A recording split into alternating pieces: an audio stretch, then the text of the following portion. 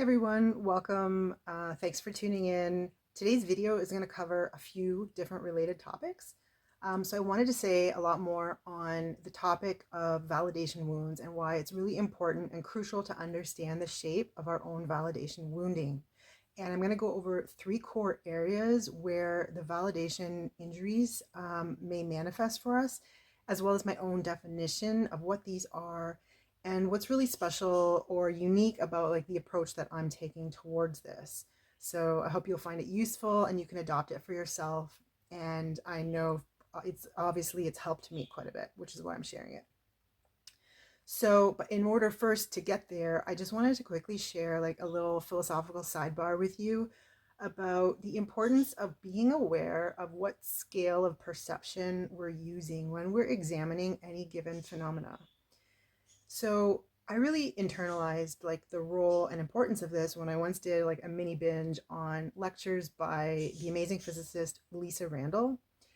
And so I forget like what the actual details were from this lecture, but she was basically showing how dependent an object's very definition was based upon the literal scale of which we're using to perceive it or register it.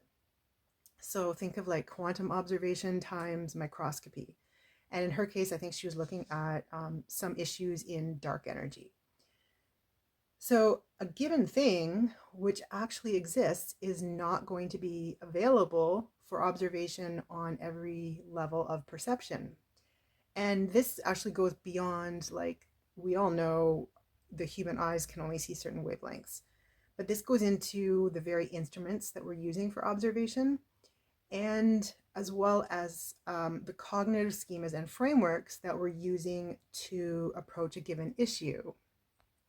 And so for a great example here, and I'll push the envelope just a little bit on this, but this will be confirmed, you'll see.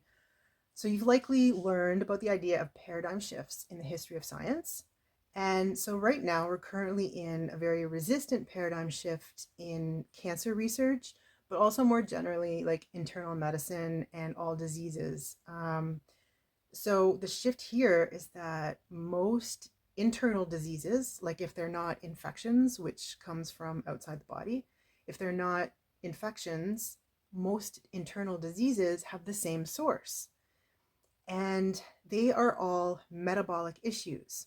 So as a metaphor, let's imagine you can take each disease has a different pattern of dominoes that you've set up on the floor.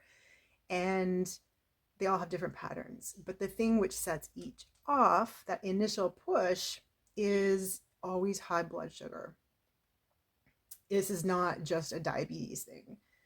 So my point with this is that previous trends in cancer research have dominantly taken a reductionist approach. They've been exploring genetics, and they've been focusing on the nucleus of the cell.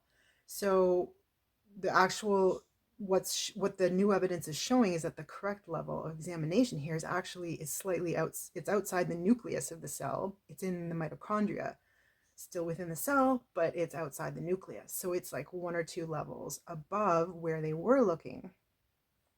The point being that reductionism, going as far down to the bottom as we can, finding like the central holy unit of whatever we think we're examining, that is not always giving us the right scope or framework of perception. And so you can apply this shift to a lot of things. So if you are finding yourself like going around in circles on something, if you're spending a lot, like you're investing a lot and you're not getting a lot of returns, you're not finding answers, think of what ways you can like go one or two levels up for yourself in terms of how you're approaching this issue. And so taking this back to our main topic, this is the approach that I'm trying to take when I look at what I'm calling validation wounds. This is my own synthesis. I'm bringing it together under this category because this is the level at which I want to examine, because I think it can best isolate how we can most directly heal this.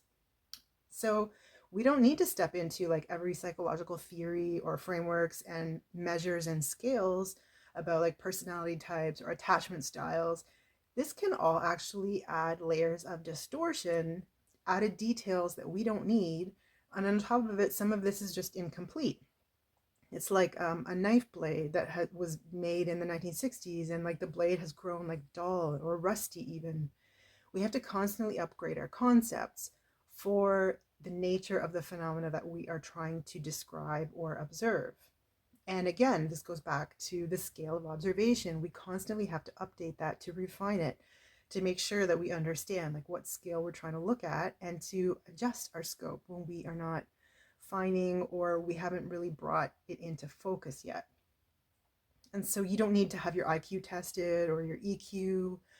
Um, my approach is just, if you are healing relational patterns, like we just look at the patterns themselves, because what you're doing on the level of pattern already contains within it the answers that you need. And so this is the approach I'm taking here, and it's basically grounded in our own direct perception of ourselves. And I work with language and images. Again, just these are the natural components of our 3D human relational experience. And so, and especially for exploring this intersubjectively, which means in a group context, which I've found to be a very effective therapeutic setting, like more than just one on one. And especially for this context, because we are dealing with relational issues between self and other, we want to like move up a level so that we're not still working on a self other type of framework, which can basically, you know, hide or even just reproduce the same dynamic because it's still this self other framework. Okay, so that's enough for like the background and the theory of what I wanted to share. And so now here's the heart of what I really wanted to talk to you about. It seems that most people probably have some degree of validation wounding, but it's going to show up in all kinds of different ways. And I'm not interested in speaking to all of those ways. For example, like it might can show up as narcissism, and I'm not speaking to narcissists here if you're watching this, likely. And it might also just stay successfully hidden, like maybe, you know, the roll of the dice of things in our relationships worked out in such a way that these issues like didn't really come up for us again. Who knows? But if you're watching this, um, here's who I'm talking to. This affects us in like three core areas, and this is what I'm going to focus on. So the first is a whole network of feelings around belonging and acceptance. Like we may have consistently felt like I'm not quite fitting in here. Like no matter how close I get, like I'm in a group with like these are exactly my interests and values, but like I still don't feel like I fit in. What's going on? A second area is fears of real or anticipated criticism, judgment, and rejection. Self-explanatory. And then the third is a kind of codependence or unconscious reliance on others for feelings of self-worth and approval.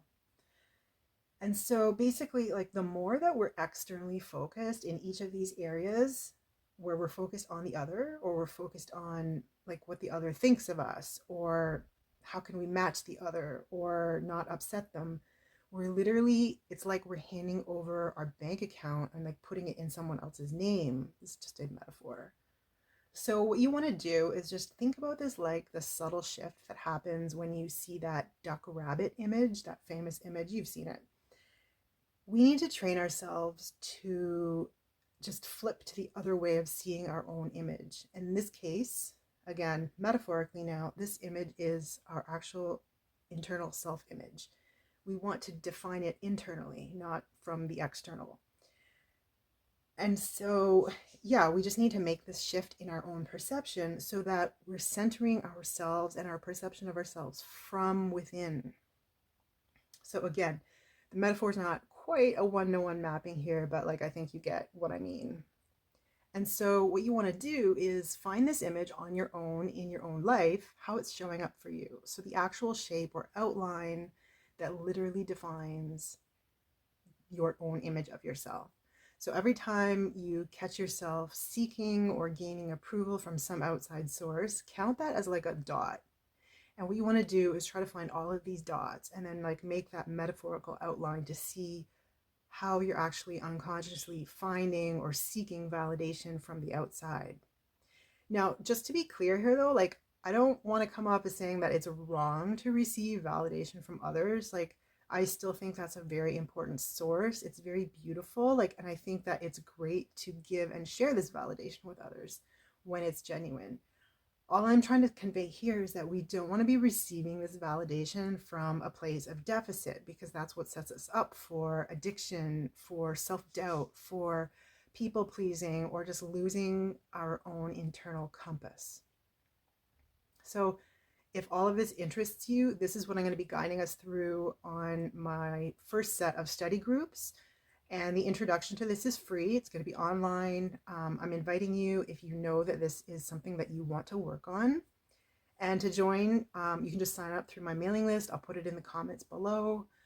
And yeah, if you're new here, I would really appreciate it if you subscribe to the channel, because growing this is gonna let me bring in guests so we can do like even deeper dives, and we'll respond to your questions. And yeah, that's gonna be really exciting. So thanks so much for watching, and I'll see you in the comments.